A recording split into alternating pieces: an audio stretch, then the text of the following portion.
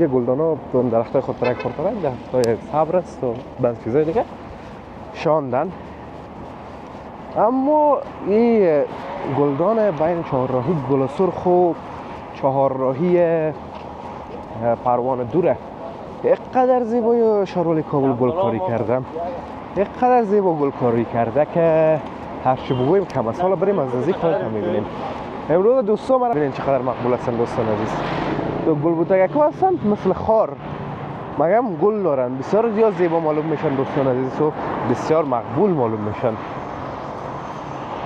یعنی گلای سوده دیوال میبراین دوستان عزیز، کشال میشن. یعنی گلا، اینی هم گلکای گلبرگ از دوستان عزیز، یک نوع دیگه ایشون دوستان عزیز. ببینید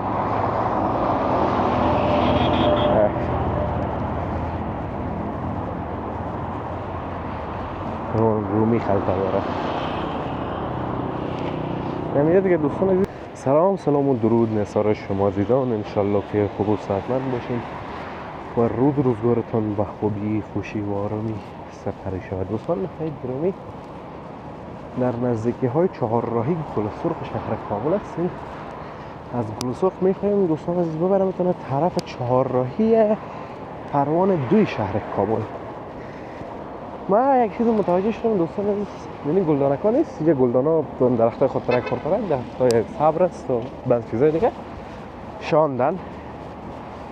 اما این گلدان بین چهارراهی گل سرخ و چهارراهی پروانه دوره اینقدر زیبای شارول کابل گلکاری کردم، اینقدر زیبا گلکاری کرده که هرچی بگویم کم است. حالا بریم از نزدیک خودتون میبینیم. امروز دوستان مرا معاف کنین به خاطر از اینکه میخوایم از بغل سرک برم گلدان وسط ببینیم ارجمو. البته دیگه میریم حالا میبینیم. از چهارراهی بگذاریم یک بار. طرف دوستان عزیز شفاخانه الحیات در تصویر میبینید که شفاخانه قلبی است فکر کنم، داخل عمومی و چیزا هم دارم، زیادتر قلبی مردم میشناسنش. طرف همون ساختمانای تازه کار است که تازه جور میشن. این طرف هم دوستان عزیز تالار گل سرخ است. این چهارراهی مثلا دوستان عزیز نام چهارراهیش چهارراهی بست است. چهارراهی بست بازیر مردم چهارراهی گل سرخ میگن و با اون نام چهارراهی گل سرخ مشهور شده.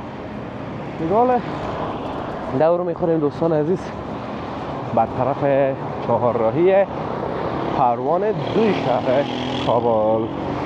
دیگه شما میبینید دوستان عزیز یک زرگک بیروار هم زیاد است. میریم کم کم.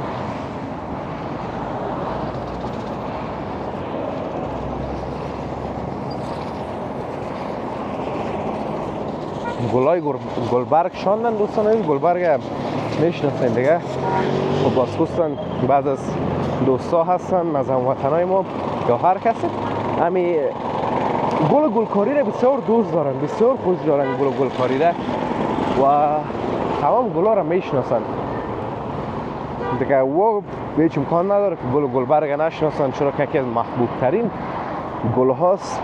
گلبرگ که همگی میشناسنش. بیایم کم کم دوستان عزیز طرف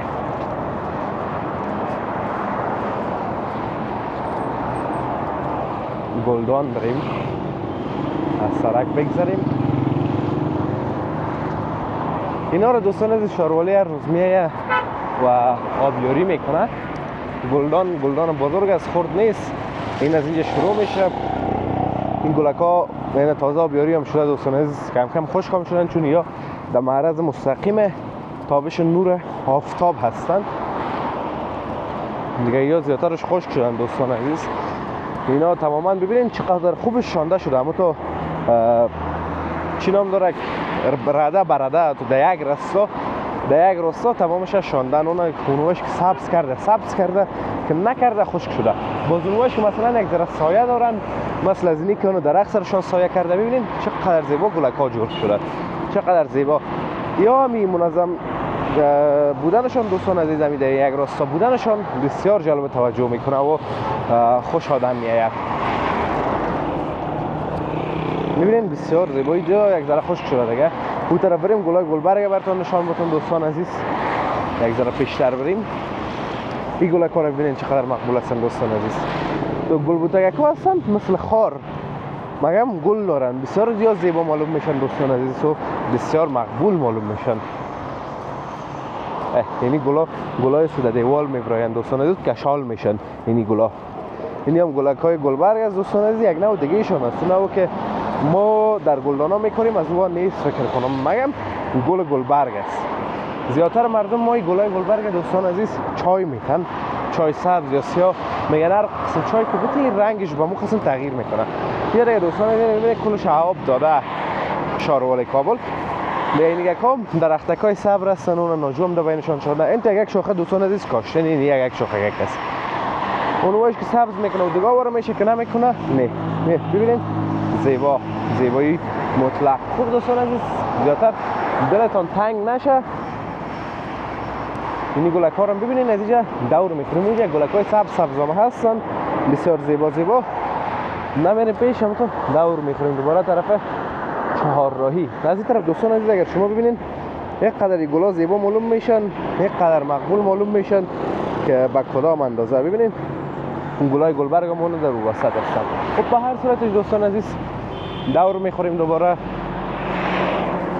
این طرف هم این دیگرهای ما کچالو خریدن از مارکت دیگه، کچالو را نظرنج پر میکنن که ببرن دیگه بازار فروشنه. پیاز خلطه میکنن، کچالو را منوار کردن که ببرن و به فروش برسانن.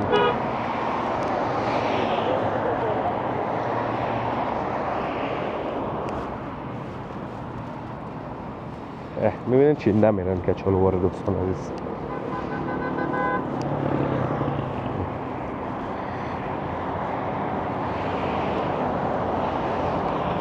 پیاز و این طرف هم دوستان عزیز مبل فرنیچر فروشی ها هستن. مبل فرنیچر محیدین زاده، کابل دیکور و کابل ترانس فرنیچر. و این طرف هم ساختمان ها و آپارتمان های مسکونی دوستان عزیز در تصویر میبینیم. دیگه پروان دوم هست دوستان عزیز، بغل ها تماما مربوط پروان دوم شهر کابل میشه. کچالو خلطه کرده میرن دوستان عزیز. ببینید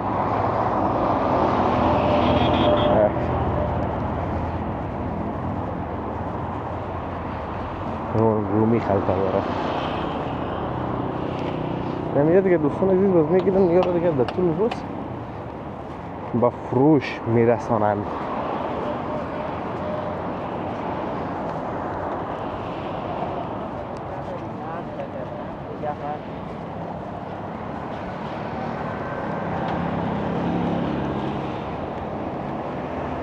خب دوستان عزیز امیدوارم از ویدیو خوشتون آمده باشه، از ویدیو لذت برده باشین. به خاطر دیدن تمام کابل و افغانستان چینل سابسکرایب کنین که اگر ویدیو تازه ایمانیم باز یادتان نره همون نوتیفیکیشن براتون بیاد که باز بیاین عاجل ویدیو رو ببینین. دیگه بازم تا دیدار بعدی همتون رو الله متعال میسپارم. روز روزگار خوب و خوش داشته باشین و در پناه الله متعال باشین. الله حافظ و مددگار همتان.